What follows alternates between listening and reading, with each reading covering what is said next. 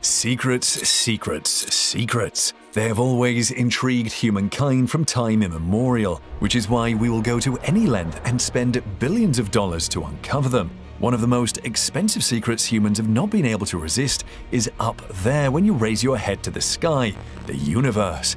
Ever since their discovery, black holes have fascinated humans, and at the latest attempt to unlock their secrets, we have sent the mighty James Webb Space Telescope JWST to space. Join us as we dive into the James Webb Space Telescope's terrifying discovery of black holes that changes everything. How far is too far to seek information? How far into the past can you dig for something before you give up? Humankind is about to set new world records in that regard. We have always been so obsessed with why we are here that we pause what we are doing to seek the answer. Now the answer is taking us to deep space and billions of years into the past, and we have a potent weapon to aid us in the search for the meaning of life, the James Webb Space Telescope, or JWST for short. The JWST is not the first space telescope humans have put in space to spy on whatever or whoever is out there. We already have the Chandra X-ray telescope launched in 1999 and the most powerful X-ray telescope that examines the X-rays emitted by some of the universe's strangest objects, including quasars, immense clouds of gas and dust, and particles sucked into black holes. But of course, there is the granddaddy and most beloved of space telescopes, the Hubble, which has been faithfully serving as our eye in space from its position in the Earth's orbit since 1990. It has shed light on the vast scale of the universe, the life cycle of stars, and the formation of galaxies. So what does the JWST bring to the table that we do not already have?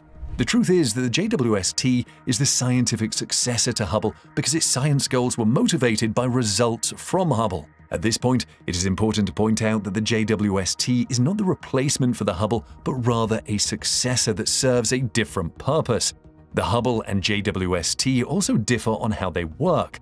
First, the Hubble stays on a close orbit around the Earth, about 350 miles above the Earth, while the JWST is going far into space. Its final location is 1 million miles away at a point known as the second Lagrange or L2 point.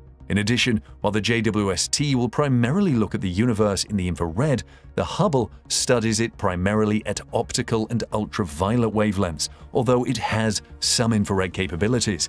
The JWST observes primarily in the infrared and has 4 science instruments to capture images and spectra of astronomical objects. These instruments provide wavelength coverage from 0.6 to 28 micrometers or microns. The infrared part of the electromagnetic spectrum goes from about 0.75 microns to a few hundred microns.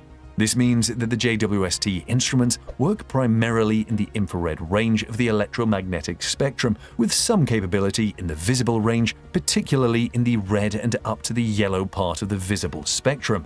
In terms of size, the JWST is the largest space telescope we have ever launched, so much so that the team had to fold it up to fit it on the launch rocket. It has an approximately 6.5-meter diameter primary mirror, which gives it a significantly larger collecting area than the mirrors available on the current generation of space telescopes. Hubble's mirror, for example, is much smaller at 2.4 meters in diameter, and its corresponding collecting area is 4.5 meters square. This gives the JWST around 6.25 times more collecting area.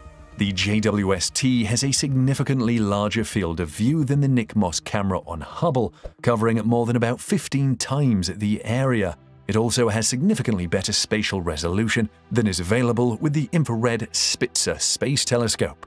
One of the most distinctive features of the JWST is the sun shield that is meant to keep it at the extra cold temperature that it needs to work. A cold temperature is required so that there will be no interfering infrared emissions. This shield is one of the most complicated objects ever launched into space. It contains 5 layers of specially made materials that must be positioned accurately for the system to work. Each layer is about 21 meters in length and 14 meters at its widest point. To get how wide this is, just picture Serena Williams playing tennis on a standard court. These shield layers were so large that they had to be folded up and then unfolded as the telescope journeyed to its permanent abode.